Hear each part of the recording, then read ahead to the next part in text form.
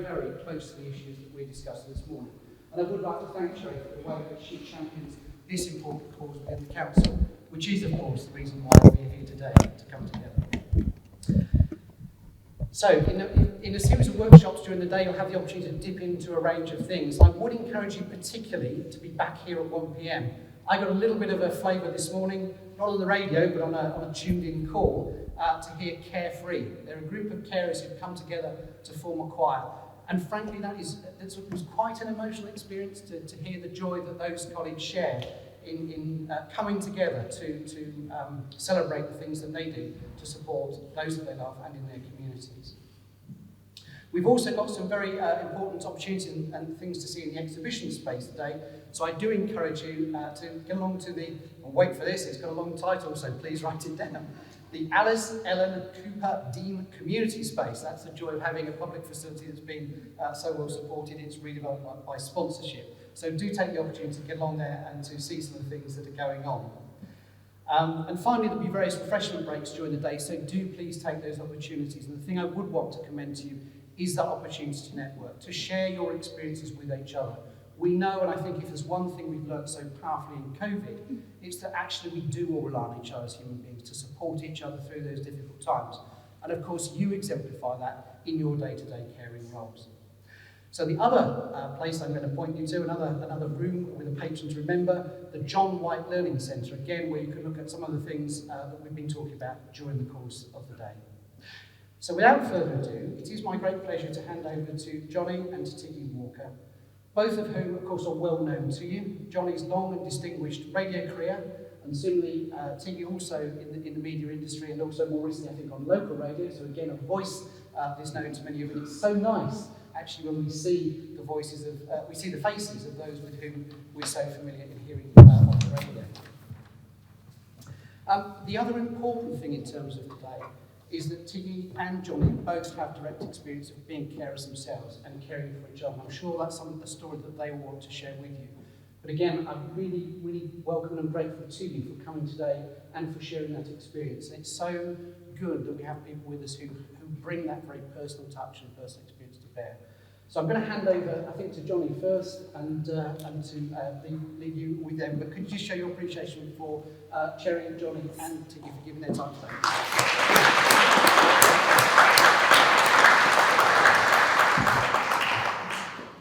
Good morning, it's very nice to be here. This hall was opened in 1881 when they turned the heating on, and eventually I think about another 40 years it'll get nice and warm.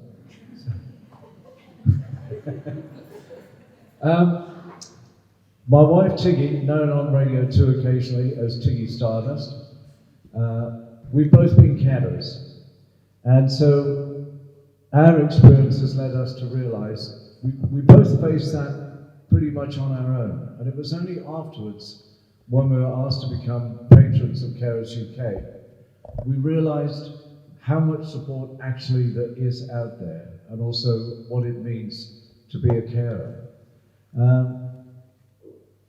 Tiggy cared for me first, and then I subsequently cared for Tiggy, but as she was the first, I'm going to pass Tiggy the microphone to tell you her experiences of caring for me, and what a model patient I was. Yeah. Well, thank you everyone for coming today, and it's lovely to be here to talk to you. I realised quite late after finding out I was a carer that a caring story shared is a caring story halved. I think it's very valuable to share our stories because we learn something from absolutely everyone who's been in a caring situation. Now, I'm going to go back 20 years. When I met Johnnie, I was in the world of advertising. I produced TV commercials. I flew around the world, casting perfect people, setting them in perfect locations and in beautiful sets. And basically, in the world of advertising, everything is perfect. And I sort of thought that's how life was. My life was pretty glossy and shiny and yes, nothing to be improved except for meeting the right man. And I met Johnnie. Now, we fell in love instantly, and we were married just over a year later.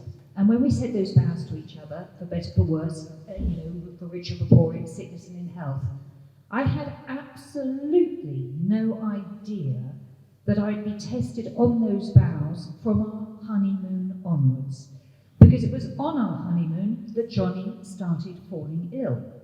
We were in Kerala in India. Neither of us had been to India before, and I have to say the food is absolutely the best I've ever had in my life, but it seemed to have affected Johnnie because he started having terrible stomach pains, and my overriding memory of my honeymoon was having dinner on my own, thinking, this is a bit sad, this is a bit of a shame. Johnnie was in the room feeling unwell and not wanting to eat.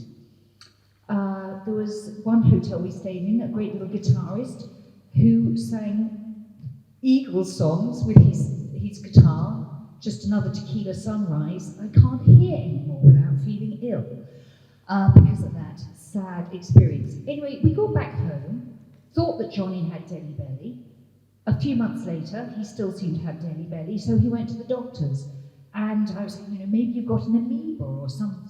You should go to the Tropical Diseases Centre. Anyway, he didn't. He was told to have a colonoscopy, and the colonoscopy didn't even work because they couldn't get up there because clearly Johnnie had a tumour. Now, it had never occurred to me that Johnnie, I'd never met anybody who'd been seriously ill. I'd never come across cancer.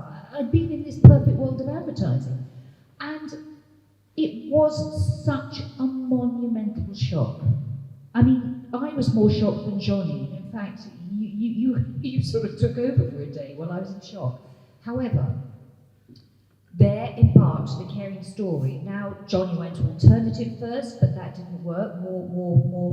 He had non-Hodgkin's lymphoma, and that's normally in the lymph system. In Johnnie's case, it happened to be in the bowel, which is why we thought he had Delhi belly.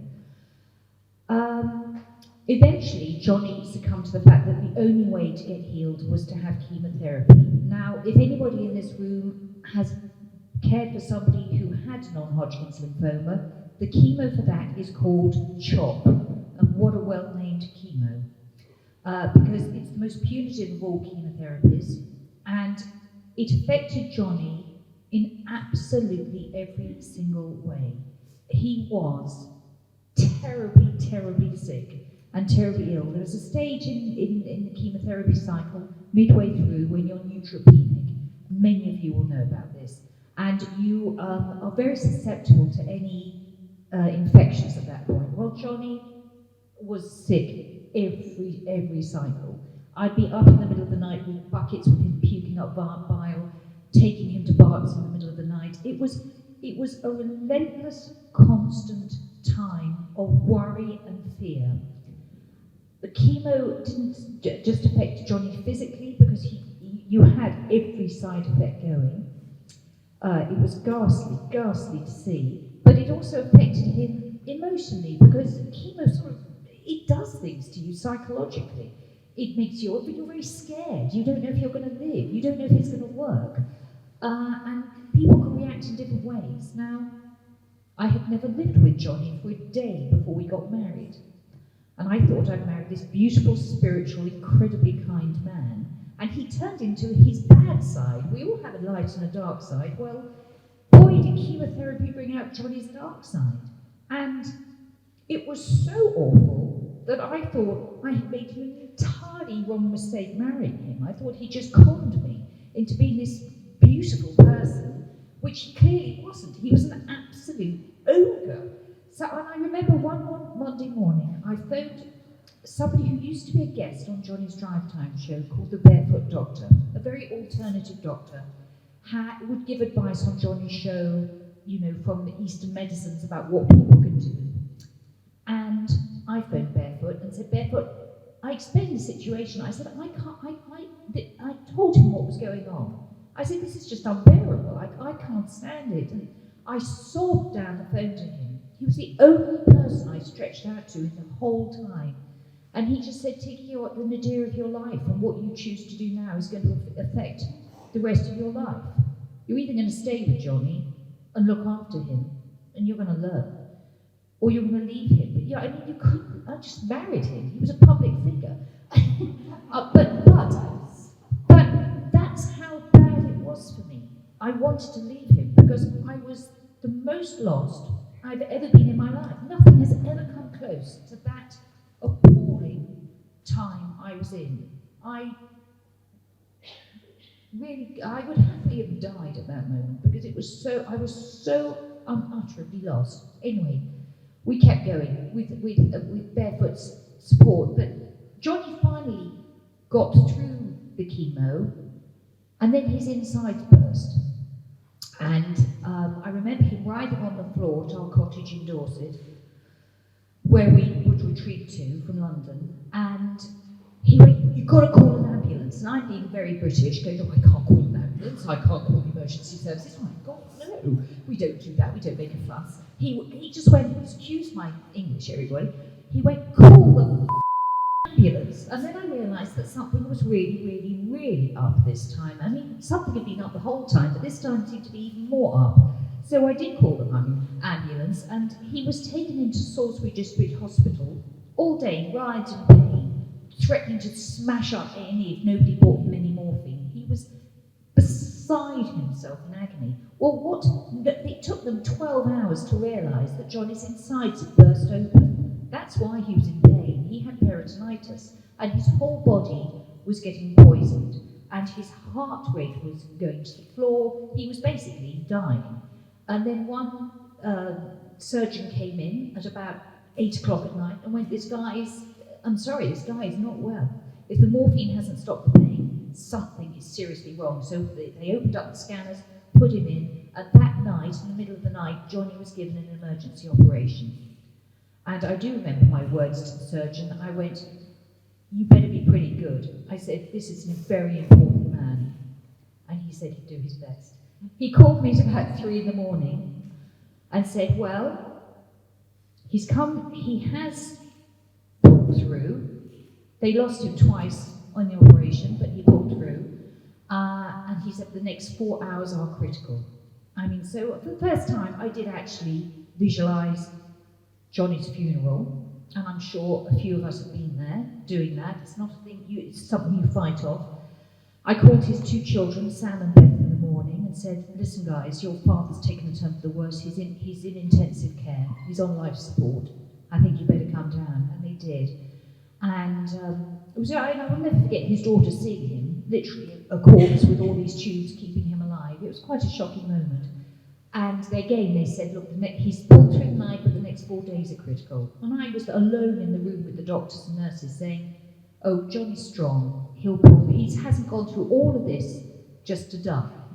He will pull through. I know he will." And of course he did. But it was. Is there a sound problem? No, it's affecting the ears, the noise. Oh. Do you want me to speak? How's everyone else? Can everyone else hear okay? Yes? Noticed you're too close to the microphone. Oh, am I? Yeah, that's what I meant. Is that better? Yes. I'm just turning to my expert here. I look to him. He knows about a microphone. Is that better? Yes. Good. Johnny was in hospital for a month, and it's a very strange thing. I was going into Salisbury Hospital each day to go and visit Johnny while he healed up, he learned to walk again, and he pulled through.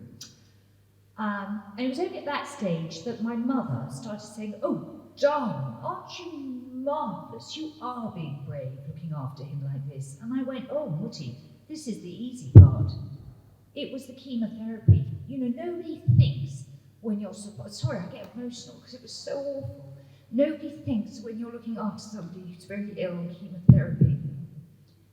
They just think, well, you're just making them meals and making beds and things like that. They have no idea of all the myriad of emotions that you are going on, from fear that you will lose them through to the thankless task of doing absolutely everything under the sun you can to make their life easier. At the end of Johnny's whole time with cancer, which was a year, I took him back to Radio 2 and handed him over. And I felt like DHL handing over a very important parcel. Okay, I've delivered it now, I've looked after it, your turn. And I sat in for that show, and then it hit me. I was sort of thought, oh, my work is done. I'm now sharing him with his producer and his team, and they can take over and do some of the running. And it was after that I sort of collapsed into a depression and an exhaustion for about 18 months. I mean, I hadn't shared with my friends and family just how awful the time had been, because I thought it would be disloyal. I didn't think it would be fair, and I thought, well, that's just what being a wife is. You know, it was a bit unlucky, but as a wife, that's what you do. You just do whatever you have to do to look after the man you love. It was a few years later that I was at a party and met this lovely woman called Philippa Baldwin, who told me she was on the fundraising committee for Carers UK. I went, what's Carers UK? And she said, oh no, it's this charity that supports unpaid carers as they are going through their caring journey. And I just stood there and went, oh my God, I needed them a few years ago, and I had no idea about them. No one in the hospital told me about them. No one asked, no one at any point in the whole of Johnnie's ghastly journey asked if I was okay. No one. I'm tough, I'm strong, but it was hard.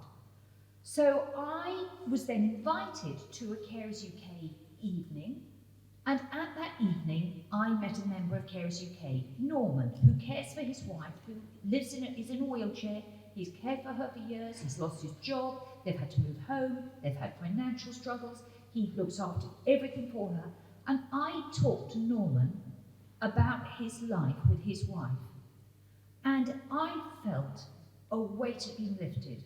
I will always be grateful to Norman because he shared his story with me, and I felt for the first time in my life I met someone who understood the pain and the struggle I had been through looking after Johnnie. I was subsequently invited to be on the fundraising board for Carers UK, which I did with great relish. Indeed, at one point, Johnnie and I we organised a trip to the Great Wall of China to walk out with 15 friends and raised over £60,000, so that was a good fundraiser. But that's beside the point. That's not what today is about. Today is about knowing that as carers, you cannot do it alone, you shouldn't do it alone, and you don't have to do it alone. As a carer, you need support.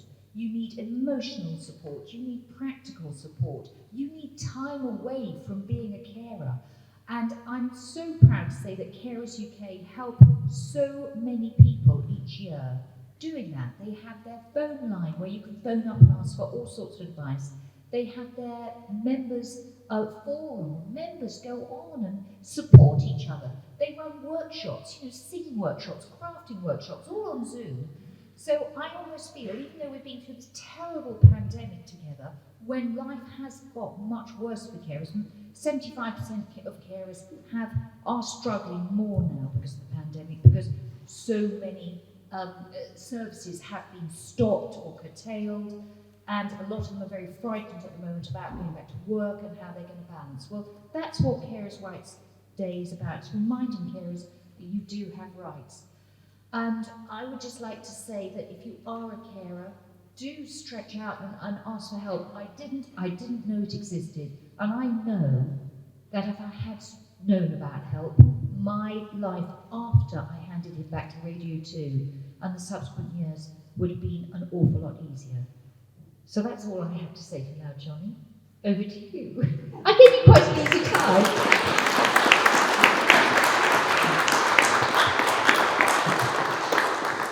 Well, about as they say. Well, Tiggy, that was amazing. Quite hard for me to sit and listen to all of that because I think the mind manages to erase the really bad bits, so I don't remember all the bad bits. I mean, there were some laughs. Because I was first treated in London at St Bart's Hospital, and my oncologist was a chap called Professor Lister. And Tiggy and I went in to see him. And he said, well, Johnnie, you've got non-Hodgkin's lymphoma, but a tumour in the bowel, there's a 50% chance that will kill you. And if that doesn't, then I'm going to fill you full of chemicals and they might kill you instead. So Tiggy immediately burst into tears. He just goes, "Nurse, Kleenex." There's no sickly called. Bang down a box of Kleenex. And I said, "Well, if I put off the beginning of my treatment for 6 weeks, is that likely to really damage my situation?" He said, "Why?" I said, "Well, I've been invited to the Monaco Grand Prix." "Why, are you driving?" he said. And I said, "No, just a guest." And he said, "No, that should be all right." He said, "Right, what I want you to do now," he gave me the name of the restaurant, "go down to this restaurant, have a nice steak and chips, bottle of red wine, tell him Professor Lister sent you, because everybody I send down there, when I take my girlfriend down there, I get a free bottle of wine." I mean, this guy was a character. They say they broke the mold after they made Professor Lister.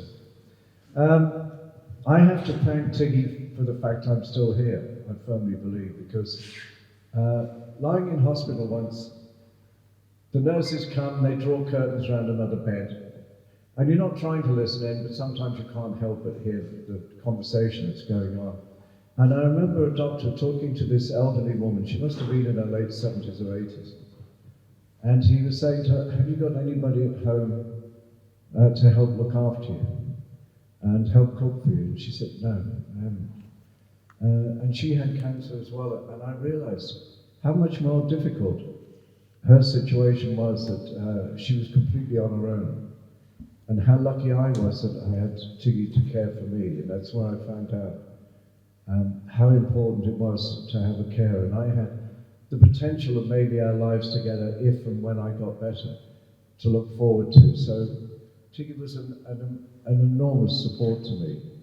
And so that's really when we were approached by Carers UK, and they asked us if we consider being patrons. We didn't really have to think twice about it, because it's quite obvious, and it's been quite obvious for a number of years, when you look at the demographics of the number of older people is going to be in this country. And people are living much longer. And when people get older, inevitably maybe they're going to have to be cared for. And the state really is still struggling with how they can afford to fund social care. So it's obviously going to come down to individuals, loved ones, friends, family, who do the unpaid caring. And unpaid carers save the government £132 billion a year, an enormous sum of money. And they're very much taken for granted. They very much think that they're on their own. And so I remember Tiggy is a wonderful, she has a wonderful ability of making things happen. And we heard about a carers week that was being organised by a number of caring charities. And we were outside the home of Radio 2, Western House, now called Wogan House in London. And just walking out of the door was the then controller of Radio 2, a fellow called Bob Shannon. And Tiggy bowled straight up to him and said, "Bob, Carers Week is coming up soon. Is this something that Radio 2 could do?" And as it so happened, he was in a situation of caring for his mother. So he knew what caring was all about. He said, "Leave it with me." And within 2 days, Tiggy gets an email from Jeremy Vine's producer to say, "Yes, we're going to do an item every day for a week about caring." So the response to that was incredible. And it was from carers who thought, at last, we've been recognised that we're actually here and we exist. And this is a very difficult job that we're doing. And Carers UK, their latest magazine, little leaflet that's around here, do pick one up if you see one. There's various stories in there of carers and people being cared for, and there's some great quotes. This one, "As independent as I am in spirit, I do know that I cannot manage without help." Another one here, "I felt alone in my caring responsibilities and invisible to the outside world." Because it's become such a full-time thing, you don't really have time to go out or see friends or family, and you become very much on your own. And this one, "Through connecting with a positive network of support with other carers, I've gained strength in knowing that I'm not alone." And a few years after I got better, I was asked by another charity to go and do a reading at Carol service. It was organised by the surgeon who did an operation on me subsequently to my emergency one, and I felt I owed him a favour. But the trouble was, at this time, Tiggy was going into hospital for tests because she found a lump in her breast. And I really wanted to be with Tiggy at the hospital, but I didn't want to let down these people that I'd said I would go and read a lesson at the carol service. So I went to the carol service. I found it incredibly difficult because I could not stop thinking about what was happening with Tiggy and what the result might be of her checks at the hospital. And then when I did get home, she gave me the news that they're pretty sure she's got breast cancer. So suddenly, my whole world starts caving in with me, thinking about what she might be having to go through, and the potential of me losing her, which I couldn't bear thinking about that. But fortunately, because of my experience with cancer, I think Tiggy could gain some feeling from that I knew a bit about what I was talking about, what the chemotherapy might be like. But I found the hardest thing being a carer was finding the right balance between trying to be supportive and encouraging and optimistic without being unrealistic. You can't just say, well, you're going to get better, everything's going to be fine, the chemo will do its work, everything will be great. Because it might not be that way. And the person, Tiggy, was thinking, maybe it won't be that way for me. Will I survive? Will I not survive? It's in the lap of the gods, really. You just don't know. And I went with Tiggy to the hospital when she had her first chemotherapy, and put a needle in your arm, and then they have one of these drip stands, and they hang this liquid up. And one of it is bright pink. And it wouldn't be so bad if it was colourless, but this bright pink liquid going into your arm, which is poisonous stuff, really. That was very difficult for you and for me, I think. There was a time when Tiggy got very down, very depressed. She got her head in her hands, sitting at a little table in the garden once, and I don't think she wanted to go on. I don't think it was becoming all too much. That was the most serious test, really, I think, of me caring for her. Fortunately, we got through that. I also had a word with Tiggy loves to be able to control things, because her whole life has been producing commercials, which is quite a skilled job. You've got a huge number of people involved, you've got clients to support and agencies and all the rest. You have to organise everything and make sure it all works. And I remember the oncologist saying to Tiggy once, when Tiggy, I can't remember what Tiggy was saying to her, but she said, you want to control everything, don't you, Tiggy? Do you want to swap seats? You come and be me and I'll be you. Which, but I remember saying to her, does Tiggy have to have quite the amount of chemotherapy she's having? And because I think it's a bit arbitrary. I've got no medical knowledge or skills, but I know they take your height and they take your weight and then they work out how much chemotherapy to give you, which seems to me a bit of an arbitrary kind of way of doing things. Anyway, I remember her saying to Tiggy, well, perhaps I could reduce this one particular element of the chemotherapy and take that out. Fortunately, Tiggy came through it all, and I still have fears though. Every time it's usually around Boxing Day when England and Australia are playing in the Ashes, they're playing at the MCC, and there's a famous Australian cricketer who started a charity after his wife died of cancer. They have one day when everybody's dressed in pink. And it's a reminder that breast cancer can return. And if it does, it's a lot more difficult than perhaps it was the first time. So here we are on this day. Thank you for coming. I hope you get something from the day. I hope maybe you'll come across some information that will help you. I know not everybody's online, but if you are, there is this wonderful forum that Tiggy's mentioned, run by Carers UK. And you can just get on it every week and you can chat with people. And you can hear, as Tiggy said, other people's stories. And when you hear other people's stories, you say, goodness me, I'm not on my own. I'm not the only one going through this.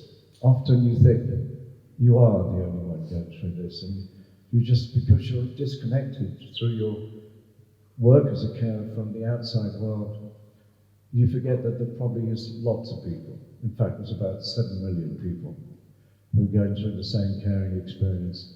And every day, 6,000 people will become carers. Sometimes with no warning.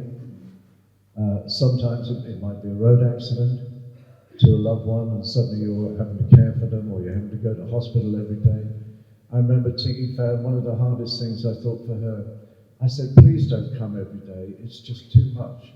It was an hour's drive from Shaftesbury to Salisbury Hospital.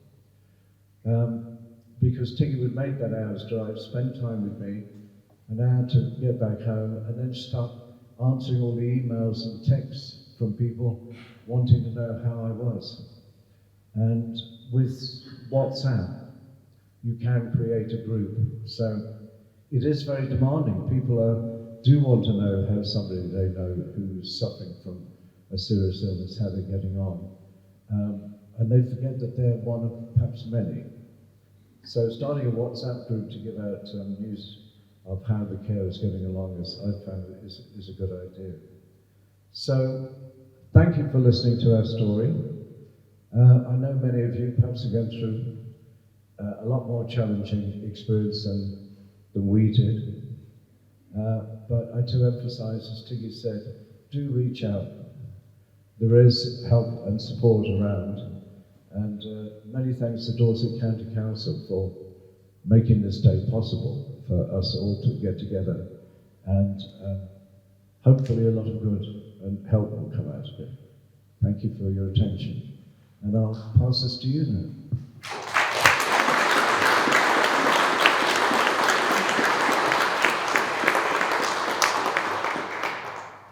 Thank you. That really resonated with me actually, because I was a carer for my father who had dementia towards the end and was extremely demanding. And then now my mother, who's 90, still very active, but you know, you still remain an unpaid carer, don't you? It's like having children. You have to remember. It's the food. Sorry, is that better? Yeah, sorry. It's a bit like having children in as much as every time I leave the house, I have to think, has Mum got bread? Has she got milk? Is there enough stuff for her to make herself some lunch? You know, how long can I be out for? So it is something that remains a really big part of your life when you're caring for somebody, and I don't think people actually realise that.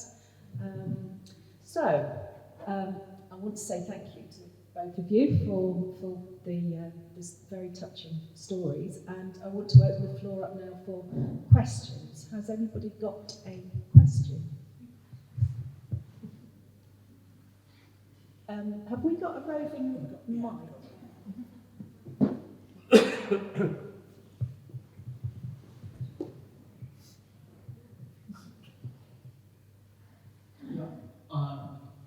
I often feel that I look after my 92-year-old mother, and she's sort of gradually fading away.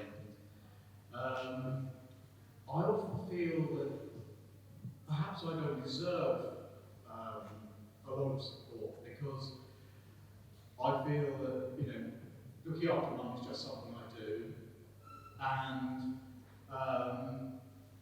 other people have so much more responsibility than I do. All of the people here probably work a lot harder than I do to deal with this situation I found myself in. I just wanted to know kind of how you get beyond the feeling of guilt. I've sort of got this feeling that I don't deserve the support, and I don't know quite how to deal with that. I was going a bit deep with this. It's a funny thing that Tiggy and I once went to a carers awards ceremony, and we managed to persuade a number of people from Radio 2 to go along. Michael Ball was there and a few other people. And an award was given out in different categories to carers. and there'll be a little video film about their caring role. And one of these presenters from Radio 2 actually said, well, why should they be getting an award? You know, this is what people do. You know, if somebody in your family's ill, you look after them, sort of thing. And, you know, I thought then that was what her reaction to somebody getting an award for being a carer was, made me think that a lot of people just take it for granted. That people should automatically. You do, obviously. If you love somebody and you've got somebody in your family and you're in a role of being a carer, of course you're going to do it. You're not going to turn around and say, no, I'm not going to do it. I don't fancy it, thanks very much. It's not really addressed your question, why you should feel guilty. I don't know if Tiggy's got a thought on that. I think if you're asking yourself, I think I need some support, then you need it. And I don't think you should feel guilty at all. I know, but I know exactly where you're coming from. It's like when Johnnie said, call an ambulance. And I thought, oh my gosh, you know, we couldn't possibly use up resources by calling for an ambulance. In fact, you know, it saved his life. But there is that Britishness, isn't there, of just sort of saying, oh no, I can't reach out. You know, I've got to deal with this on my own, and I'm lucky to have my mother, and she brought me up, and she's always looked after me, and this is just now payback. And to an extent, that's absolutely right. However, if you are asking yourself, oh, I wonder if I should have a little bit of support, that means because you need it. And I would just say, keep an eye on yourself for the future, because one day your mum won't be there, your caring role will have come to an end. And I think if you had some support now, you would deal with that stage better. Because I can only take from my personal experience that having had no support, when Johnnie went back to work, I collapsed and realised that had I had some support, I probably wouldn't have collapsed into this pile of depressed, sort of lost womanhood that I was in. So I think it's very British to feel guilty for asking for help, and I think a lot of people, it's a very good question, because I think a lot of people would agree with you, but I think your gut will tell you. If you're thinking, maybe I need a bit of help, I would suggest that you do forget feeling British and guilty. Thanks very much. Thank you. Any more questions? Lady there in the mask on.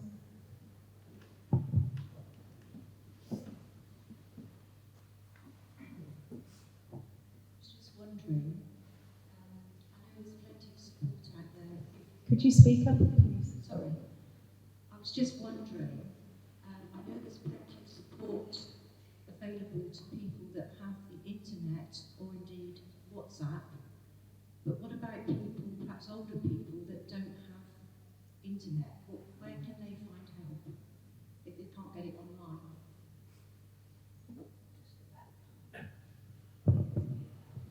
That's a very good question, a very good point, because we often take it for granted that everybody's got facilities of internet and smartphones and things like that. Of course they haven't. I remember Tiggy saying that nobody suggested to her or told her about caring, organisations that offer support for carers. And that really is pretty bad. I hope things have changed a bit now, as awareness of support organisations for carers is becoming more in the public domain. But I mean, GPs, the first thing they should do when somebody's suddenly in a caring situation is saying, now do you need some support? Can I give you these leaflets? You need to be aware of so-and-so and so-and-so. And there was a point I was going to make that's completely escaped me. So, as often happens, as the years advance, probably will come back to me when it's too late. But it's the question about, it's just completely gone. But anyway, I guess it's people knocking on the door. Oh, I know what it was. It was the fact that Tiggy said nobody really asked how she was. And Tiggy would actually say, if you put the question to her, you're going to have a choice. There's an experience coming your way. You're either going to be a cancer patient or you're going to be a carer. Which would you rather be? And Tiggy says, surprisingly, I'd rather be the cancer patient because the caring is it's a much more difficult role. So what people need to do, perhaps, is to remind friends and families that they need to inquire after their welfare, how they're getting on. Everybody tends to ask about the patient. People forget to ask how the carer is getting on. And that's very important. I don't know if you've got any thoughts about people who haven't got internet and smartphones and things, how they get help and support. Thank you. There are lots of ways that people can get some help, but it's recognising that they want the help and that they need the help is the big thing. During the pandemic, there were quite a lot of voluntary organisations who got very involved with the community. They are one of the ports of call. Obviously, Dorset Council itself is another port of call. We do answer the phone when we're there, and we are going to reopen the council offices soon. So once we get through this wave, the council will also be there. GP practices, I think, do offer signposting to unpaid carers, but it's actually, I think, also difficult for them to recognise sometimes, because sometimes you will go into a role as a carer on a more gradual basis, and maybe they're not aware until you actually raise it with them.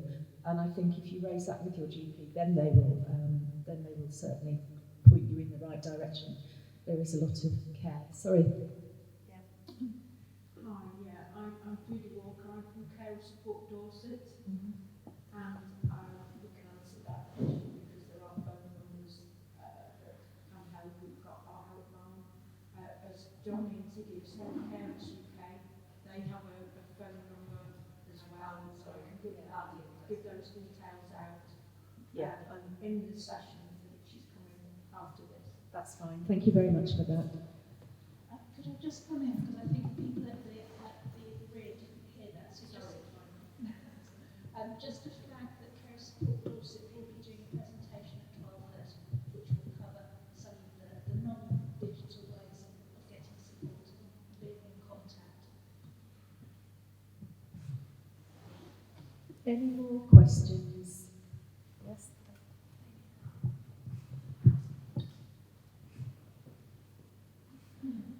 Hi, everybody, can you all hear me? Yes. Just. Yeah, this microphone's phone, I think. Hi, yeah. I think there's a vast raft, well, not a vast raft, there is a cohort of carers out here in the big wide world who are often overlooked and who find it difficult to access services. Speaking from experience, I'm a carer for someone with a mental health issue, and my experience is that a lot of the support offered to carers, you get bounced back and told, no, you can't access this, you have to go via the mental health services, which, as we know, are already overstretched and under-resourced. And I think it's really important that carers have equal access to services, and I wondered if anyone had any comments on that. I can give you a political answer. In that, we had a cabinet reshuffle about 6 weeks ago, and the portfolio holder and the two lead members were changed, and I became one of those. Councillor James Somper is the other lead member. Councillor Wolf is the portfolio holder, and he will be here later on. We are currently trying to do what we call a deep dive into services, and we're looking at the longer term impacts of things and what can be done working with people before to stop things falling off a cliff edge, because resources are tight, we know that. There's a shortage of staff nationally, and so what we're doing is we're looking at what else can be done. Part of that work involves, as this event today, connecting with carers, paid or unpaid. So there is stuff going on. You may see some changes coming. well, I hope you will see some changes coming, but able to build on the work, because there's some very good work going on out there at the moment. But it's just about bringing everything together, finding out exactly what is available, and then pushing it forward in one direction so that everybody is working in the same way. And hopefully you won't then get told you've got to, go to the back of the queue or whatever. I really hope that that doesn't happen. If it does happen to you, come and see me and I'll do something about it. Anybody else got any? Yes.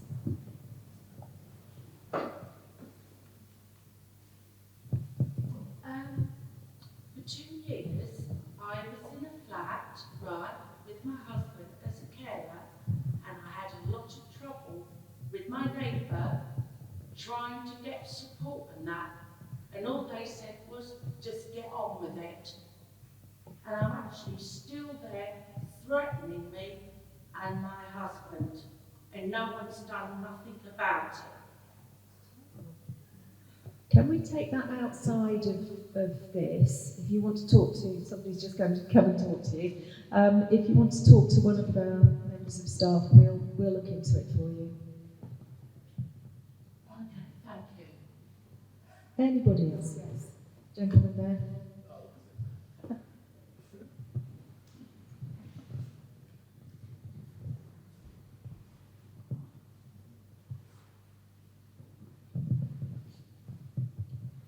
Hello. Hello? Hello. Okay.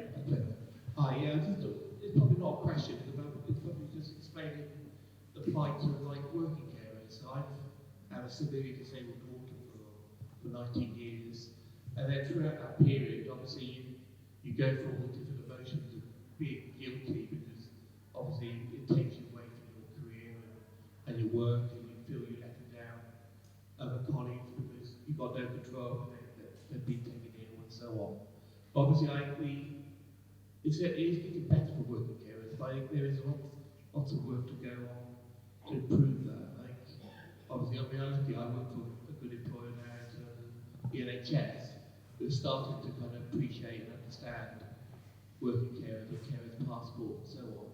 But I still think there is kind of the working carers out there who kind of surviving on a knife edge, and we're trying to see how we can improve our lives and still have a career. You are absolutely right. Life is absolutely awful for working carers and has got worse through the pandemic.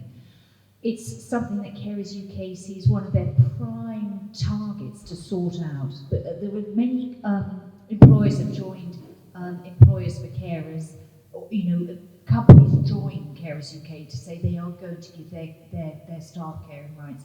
But you are absolutely right to highlight this issue because it's an enormous issue, and people are living on a knife edge between doing their work, keeping everything afloat, and doing their caring role. So all I can say is, as patrons of Carers UK, I know that that's one of their key battles ahead, that they see as one of the most needed roles they have got to fulfil. So I hope that they'll bring some sort of support to you and better rights in the not too distant future for you. We got an email this morning from Helen Walker, no relation. She's CEO of Carers UK. She wanted to make sure Tiggy and I had the latest information. But they've just done a survey and they say we found that 72% of working carers said they were worried about continuing to juggle work and care. And over half of working carers agreed that working flexibly had helped them balance work and care better. Whilst more employers had introduced greater flexible working, which is benefiting carers, their ability to juggle paid work and care is still at risk unless more measures are adopted.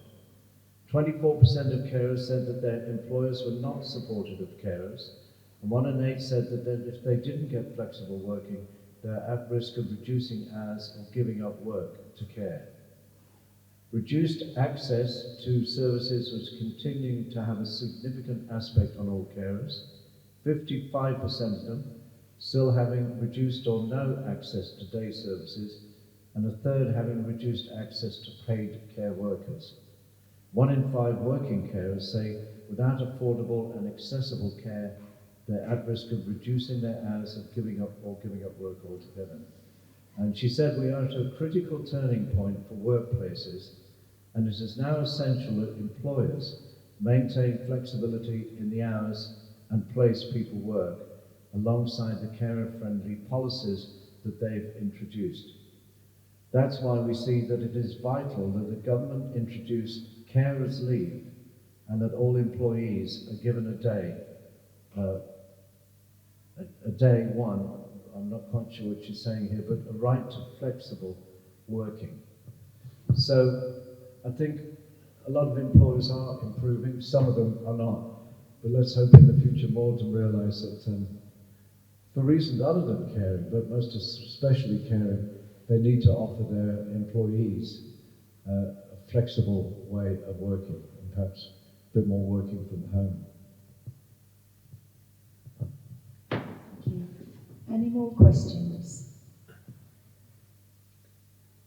I think we're drawing to a natural... Oh, sorry, no, we're not. Could I just add onto the working bit? I had to give up my job because my mental health was so poor, I couldn't cope with caring. And when I went to the mental health services, I got stuck on the waiting list. And even after the person I was looking after tried to commit suicide and was in hospital having tried suicide, and this was a 12-year-old child, the mental health services just turned around and said, that doesn't make any difference. Your situation makes no difference to your place in the queue for help, and I got no help. And that's why I lost my job. Because my mental health was so poor, I couldn't carry it. It's very sad to hear that, and I'm sorry that you lost your job. Are you still without a job? No, I have another job. Oh, you do? But a different job. A different one? With a better employer or a more understanding employer? Yeah. She's sitting next to me.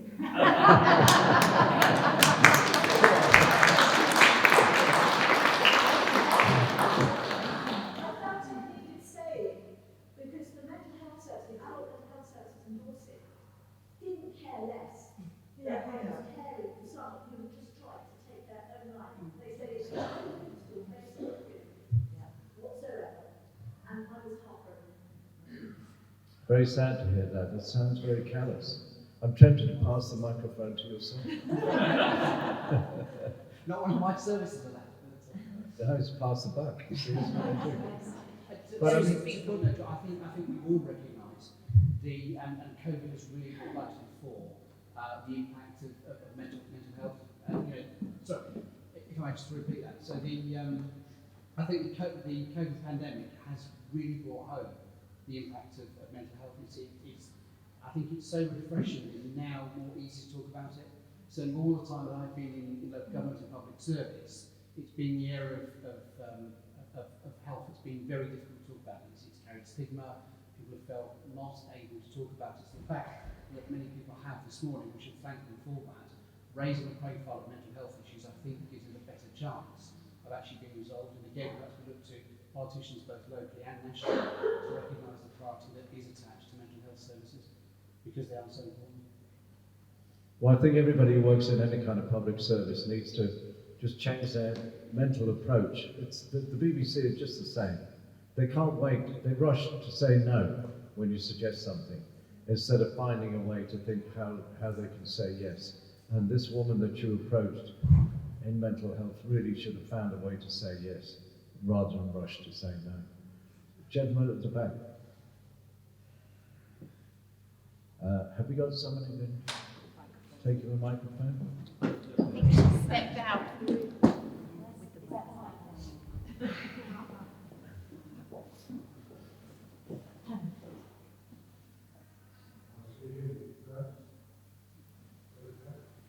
Bit closer to better.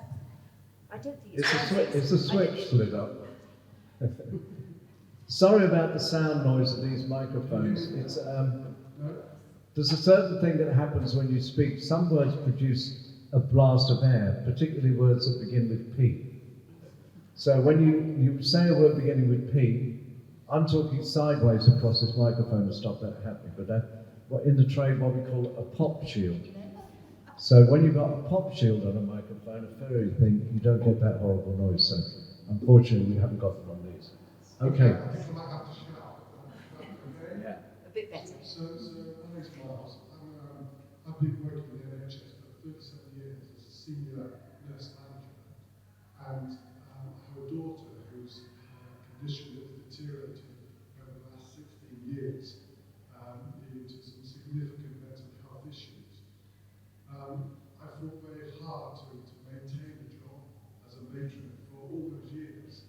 Not once did I get recognition for that, and nor did I cry out, because again, like the first speaker, talked about that guilt thing about, having to look after your daughter or whoever. And it was only when I had to retire early to look after my daughter that I was able to work very hard to try and get her the things that she required and needed. And that was a long journey. It's taken me 3 to 4 months with increasing deterioration of her condition to start getting the services, of which they are very good, I have to say, but to get those services to start supporting her, including social work support, etc. We have about 12 to 13 people now involved in my daughter's care. It took me 3 months to full time to get somewhere, and 16 years of lost time is a long time. But I only now recognise myself as a carer. So I've been working full-time work, juggling everything, day to day, in a very senior position. And in the last few years before I retired, I was hospitalised, I was not well, and had to retire. And it's a shame because I have so much off in the NHS. I'm very senior, and I have to say that within the NHS, it's still not good enough in terms of recognising carers, and yet that is the fundamental place where we get care. So I just wanted to say that we've got a lot of work to do to make sure that people that are carers can go to work, because that's where we get identity from, and it's really important. It's the first time I've spoken out about the role of carers, because I've not recognised myself as a carer for so long, and now I have, and I'm beginning to turn it. So I just wanted to point out a lot of work is still needed for all these people around in this room and have to do a very hard job. Thank you. That was very good. Thank you for that. For anybody who found it difficult to hear, the gentleman's been working in the NHS for 37 years and been caring for his daughter for 16 years without really any recognition. That's recognition of your situation from your immediate bosses in the NHS you're talking about. Yeah. I think Sajid David, is a very good health minister, and I think we should write him a letter to that effect. And the NHS, for goodness sake, if they can't have an understanding about carers and their situation and their needs, who on earth can? So I think very much the NHS, they're paid professionals to help make us better, and they're very much involved in their world, and they haven't got, I don't think, quite a good enough understanding of the outside world. That once this patient leaves the hospital, that they've done their job, that's finished, that's over. But they really need to think about that particular person as an individual and what's going to happen to them when they get home, and what situation they're dealing with at home. I think you should write a letter, I really do. Sorry, was there somebody else you wanted to ask a question? I don't know if this is working, but not working. Is it not working? I'll stand up. Standing up helps. I just want to say that the fact that, for me personally, that I'm looking after a 91-year-old, my father's 91. Now, it's not the fact that he's, okay, we do have some toilet issues and that sort of thing, but I managed to make, being plumber, I managed to make his surroundings okay, so we don't have the upstairs issues, all that sort of thing, which a lot of people have to contend with. The thing I find most important is sheerly that it's simply the daily grind of making sure that you keep an eye, or you make sure that the fact that it's not even a trip hazard, or there's something else. I mean, the bugger survived, you know, falling over in the past. He's survived 3 heart attacks. So, you know, he's pretty tough. But there comes a point where you're continually looking over your shoulder all the time at someone who is not necessarily very well, who has good days and bad days. And we live in a village, which is great. In fact, people are sometimes here. So we're known around the place. But the problem is this fading and this grind thing all the time. And there's guilt in the back of your mind, you're thinking, have I done this? Have I done that?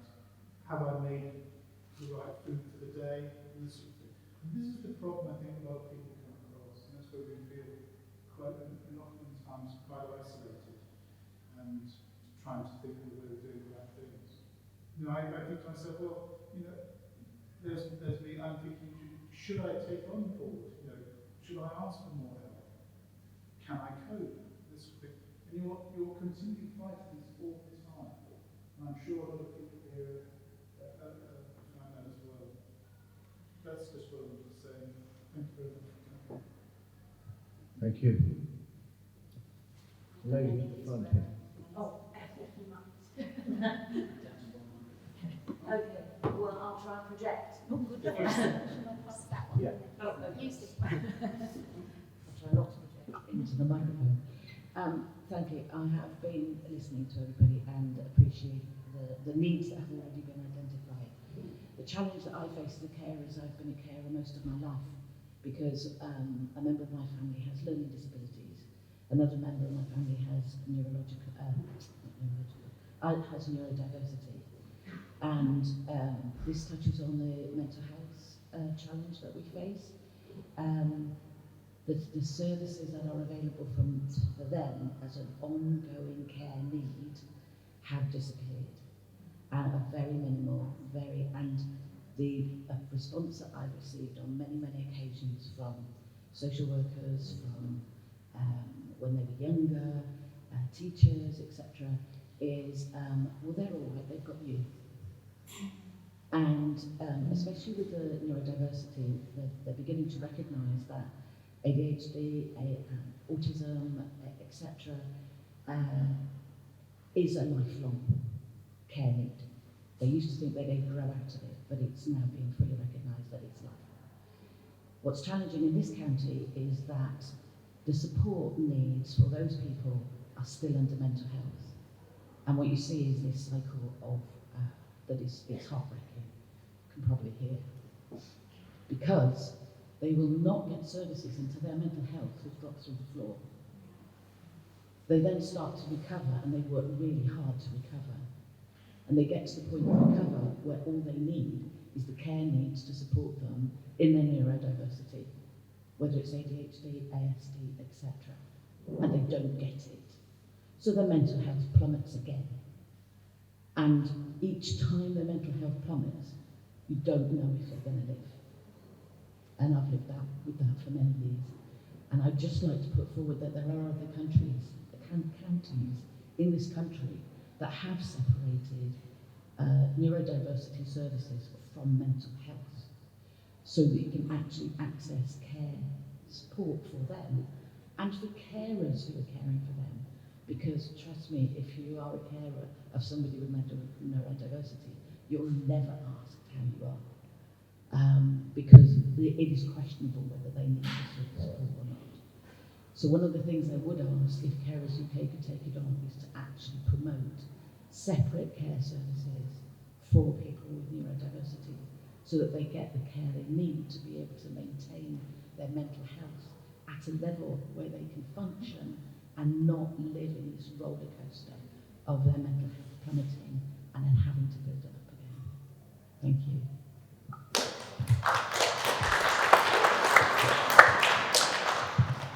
That's another example of when you said that, well, they've got you, and nobody ever asks you how you are. And so the work in the future that needs to be done, I think, by Carers UK and other organisations is to push more and more public awareness of the role that unpaid carers do. And I don't think the state can take responsibility or afford to take care of all the needs that people have. The pandemic has put a tremendous strain on mental health services.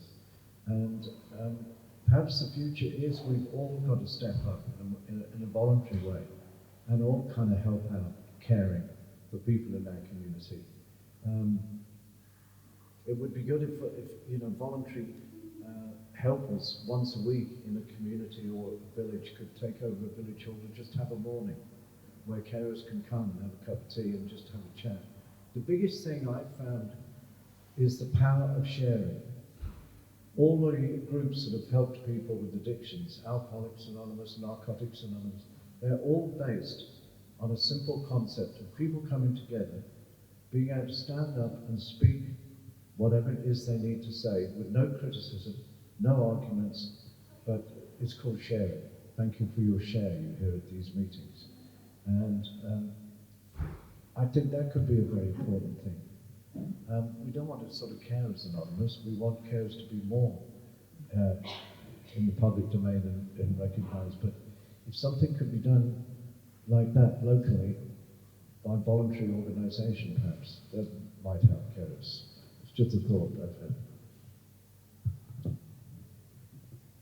There are, I think, the great thing, and I think you have to look at the positives, is that certainly since 19 years ago or 18 years ago when I cared for Johnnie, when caring wasn't discussed at all, today it is being discussed. It has become much more visible. Look at people coming here today for this thing. So it's small steps, isn't it? But caring is becoming more visible, and we have to be grateful for that. And I'm so moved by everybody who's spoken today and shared their stories, because I think that helps us all. I mean, you want to sort everyone's situation out. But I think when you spoke about your job at the NHS, you had such a good role and so senior, and you had to give it up. It's heartbreaking. I think it's very valuable sharing these stories. It really is, because people don't know if you don't share these stories. I would say in terms of local support, most towns now do have carers support groups. I know Shaftesbury does, and Shaftesbury's not a very big place. So I think stretch out and help, try and find your groups where you can share, because you will help other people. It's not just about being helped yourself, it's about helping others, which I know you do to the people you care for, but help other carers. So I find it quite interesting reading the latest Carers UK book, and you've all got what pamphlet, which is on your seats. Quite a few people in there have said that they've had their terrible caring journeys. Nothing, I mean, mine, yours, he came to an end. But for them and for many of you, your caring journeys are perpetual. They are going to go on forever. But I really take heart from the people who have taken their experience to then set up a group or do something voluntary, and they get a lot of benefit from helping others who are going through a very similar situation to that they have gone through. So it's sort of almost the caring role then has a purpose, and it makes sense. Sorry, I'm popping. Yes, I really do want to thank every single one of you who has shared your story today. It's important for us all to hear it, because we're not alone with our caring journeys. And I hope that by speaking out today, you said it's the first time you've spoken out. Good for you. May you speak out many, many more times. I think you could be a very powerful orator. That's all I have to say. Thank you. Are there any more final questions? Okay. Thank you very much. Thank you so much, Tiggy. Thank you very much.